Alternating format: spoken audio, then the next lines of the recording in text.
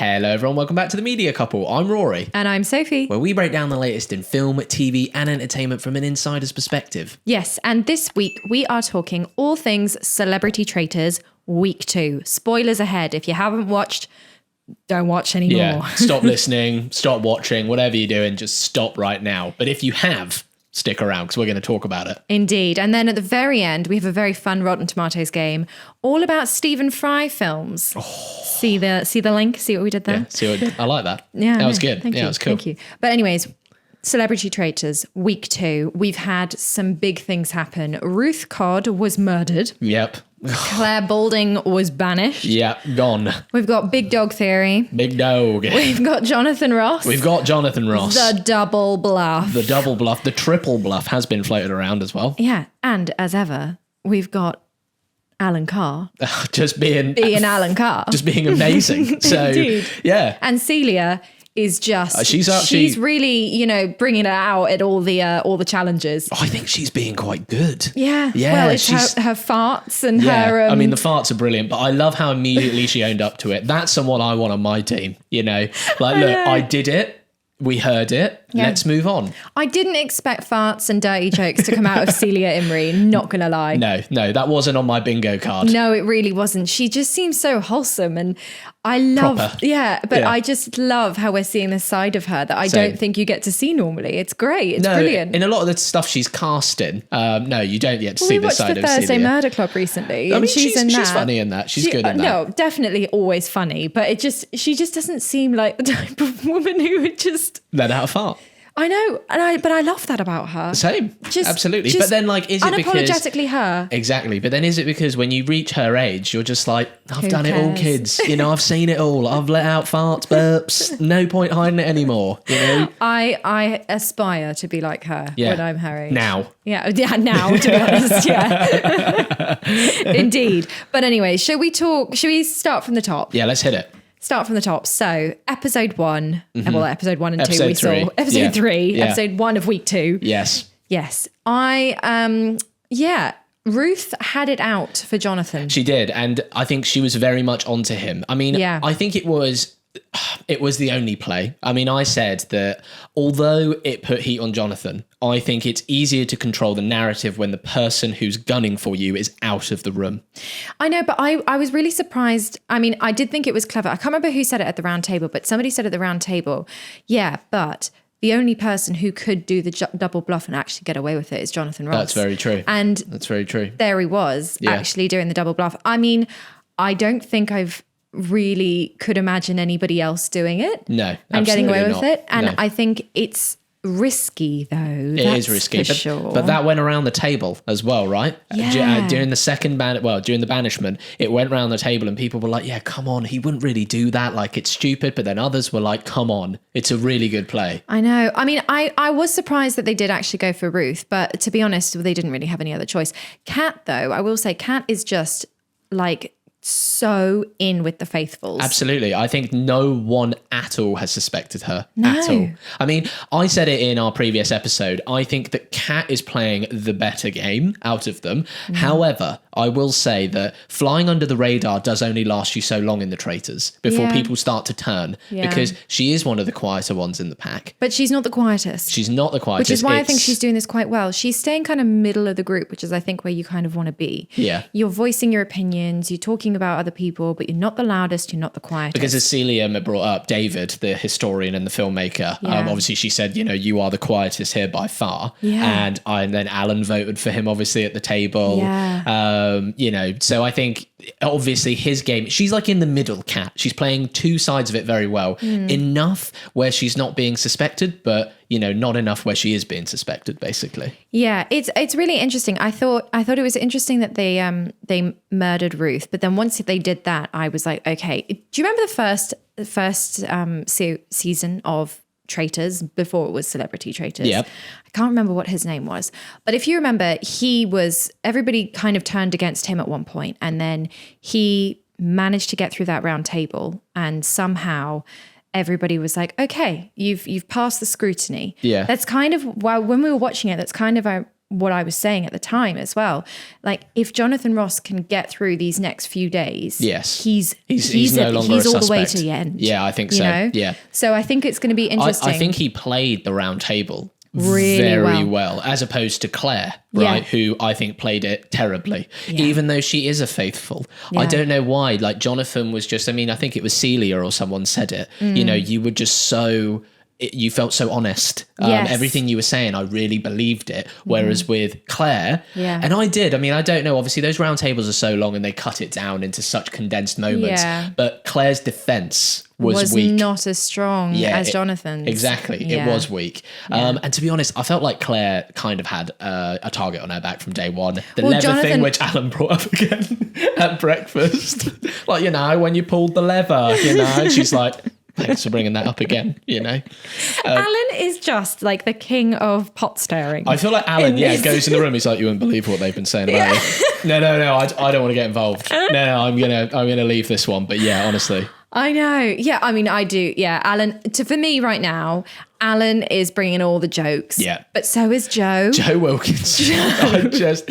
What was that one moment? It's where he went, after Ruth left, the morning of, morning after, he went, just can't believe how, you know, like, people just disappear all the time in this game. You know, 1 minute they're there, the next minute they're gone. You know, like Ruth was here yesterday, now she's gone. It's kind of like, quite funny. Absolutely, Joe. That's how the game works. I know, but as I said in the last week's episode when we talked about this, I do think that he is being clever by bringing the comedic element of it, and he's also being a little bit middle of the pack. He's starting to pop up a little bit more. I think in a few episodes or so, it's gonna be all right. We're all on Joe. Yeah. But yeah, I just think I also think he has the potential to go all the way to the end. Yeah, absolutely. But, I mean, don't quote me because who knows? I think his like demeanor is just so calm. It's very calm and collected. I feel like if you put the pressure on Joe, he'd just be like, no, you're wrong. I know. Like, should we talk about Stephen Fry? Yes, let's talk Stephen Fry. So obviously he got the shield. Yes, he did. And he was given it. But he was also which I don't think is actually going to play very well for Jonathan. No. He was very keen to get the shield, and I don't know how that's going to play with Stephen. Why do you think that is? I just think he just really... Big Dog Theory, but first of all, which is quite a funny name. I know, the Big Dog Theory, yeah. I love how the celebrities as well have obviously positioned the two sort of big broadcast players in there. You know, they've got Jonathan Ross, Stephen Fry. Those are the two big ones. I do think that's who they consider. I know. I do think it's interesting that they've put Stephen Fry up against Jonathan Ross in that Big Dog Theory.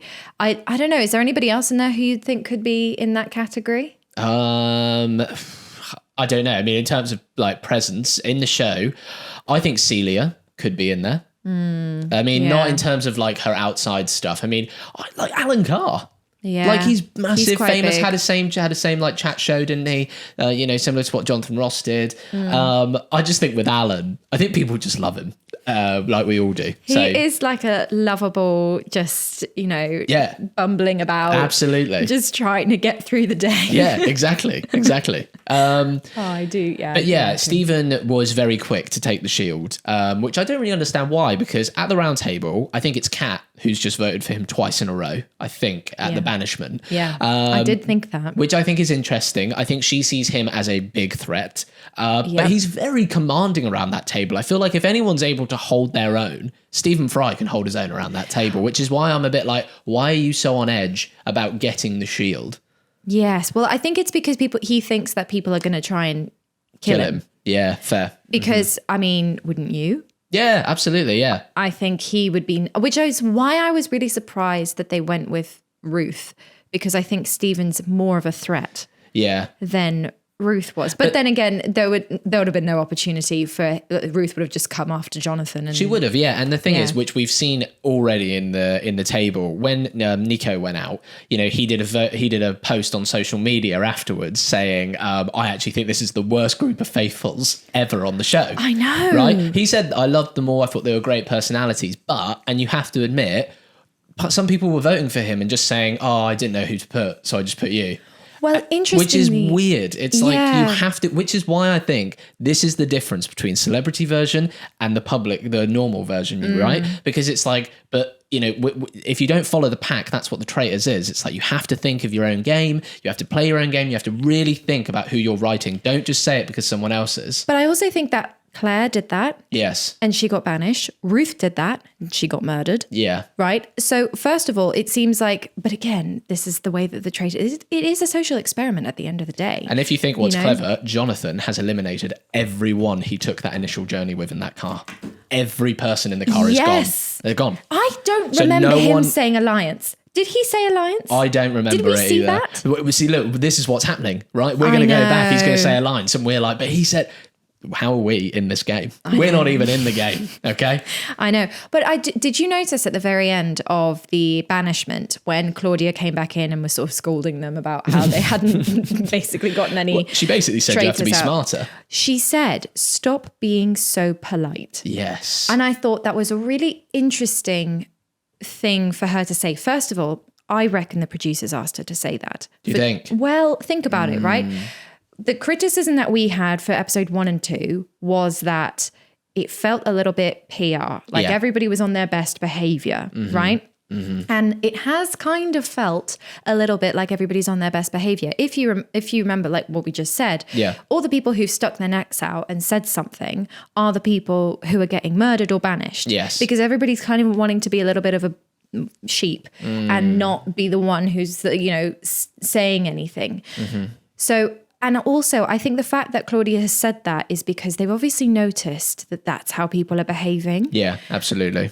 And so I think that tells you a little bit about what the actual feeling is like at the round table in comparison to prior seasons of Traitors. Because this team have done it now quite a few times. So they know how a round table goes. And if they're saying that they're being polite, it's okay, this is interesting. But I wonder how much the outside relationships are playing into this. That's what I was about to say. Yeah, I think they are having an enormous impact. Right? Kate. Ooh. God, there you go.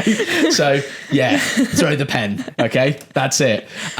Kate Garraway said, she said something along those lines like, I know certain personalities here and I don't think they'd be like that. It's like, you're in a game, Kate. Like, people you trust nobody here. Which is also why Nico probably was kicked out so fast, because let's talk about it, right? Nico is internet. Everybody else was basically TV and broadcast. Legacy. Yeah. So it's interesting, So they probably don't go to the same kinds of events. And if they do, get the YouTuber out.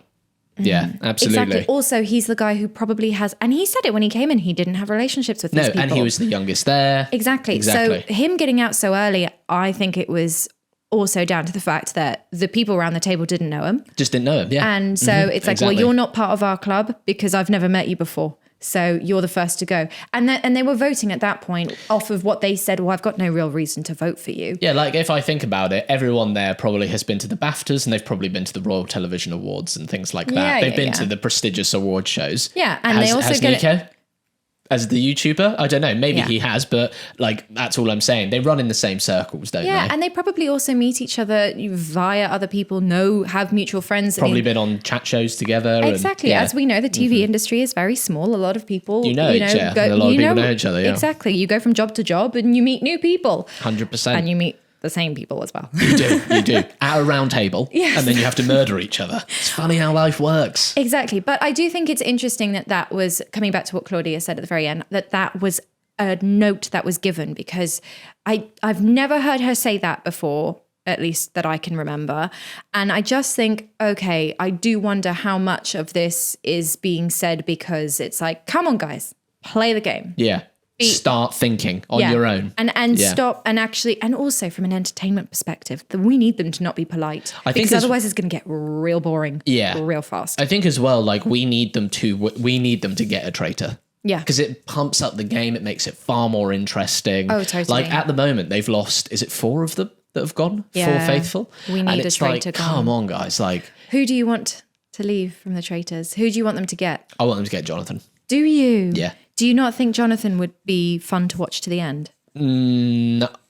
To be honest, no. I'd like to actually see Kat, see how she gets out of a sticky situation. Yeah. I'd actually love to see that. Yeah. Because I think she's been so cool. She obviously has a really cool, like calm, collected personality. And I just would love to see the pressure applied and see how she would react. Because with Jonathan, I said this, like when you've spent an entire career interviewing people, you learn how to manipulate situations. Yeah. He played that so well around the round table when he was being, put under pressure. I think Alan also has the ability to do that to a certain degree. Yeah. But yeah, I'd like to see Kat. What about you? I think Alan's going to go. I don't want him to go, but I just think the second anyone, like if he had been given the sort of grilling that Jonathan had gotten, he would have just laughed. He wouldn't have been able to keep a straight face. I swear, when Claire got banished, he laughed when she left. He just can't take it. He's like, this is too much. What are we all doing here? I'm wearing a cloak every night, like going up to some weird tower with Jonathan Ross and Cat Burns. What has my career come to? But do you know what? I think the thing about him is, as much as we all know that he's a traitor and he's playing this awfully because we know, I do also think he's playing this really well because I reckon he'd be like this if he was faithful too. Yeah, agreed. He wouldn't be able to take anything seriously. No. So that's why he gets away with, like, if it was anybody else, they'd be like, you're obviously a traitor, but it's Alan Carr. Yeah. So it's like, you're just like this. Yeah, this is just who he is. Yeah, absolutely. Oh, no, absolutely. I mean, it's been, actually, I've enjoyed the last two episodes a lot more than I did the first two. Yeah. I'll be honest though, I do enormously detach from the games. Like the game element of it, the challenges, sorry. Yeah, like the Banshee challenge was a bit bit boring. I know. Like, the one in the sort of cabin that was malfunctioning, that was kind of fun. But also, this is the other thing which I think people have pointed out. If you were in the normal version, how many people do you think would have just left them inside, the team that was inside the cabin, and gone and found a shield? No one did that. They're all working so collectively. Yeah. Like, oh, let's get everyone out, then we get a shield. It's like in the real game of the traitors, someone's running over to get that shield. But this is what we talked about in last week's episode, right? This is the whole problem with this setup and the way that this is done with the celebrities going to charity. Yeah. You know, the money going to charity. It's not a game for them about the money. It's a game about their profile. It's a game about their PR image. Yeah. And it's a game about just playing the game for the game and being on something fun. Yeah. You know, like that doesn't motivate you to really, which is why they're having a problem with them being so polite. Yes. They need to be motivated by something more than just the game to really get the villains out of these people. I'm hoping that like the longer they're in there, which I've started to see to a degree, the longer they're in there, the more they get into the game. Yeah. Because I think that's why I've enjoyed these last few episodes a little bit more. We're just seeing little nuggets of personality, people not trusting. Like, I think people like Celia is doing very, very, very, very well at, she's providing that lovely, brilliant comic relief, but she's also applying pressure, which I think is really good. Like, we need people like that. Like Ruth was doing. Light and shade. Light and shade. That's it. Light and shade. Like Ruth was doing. Do you know what I mean? We need people like that who are actually going to play the game. Yeah, exactly.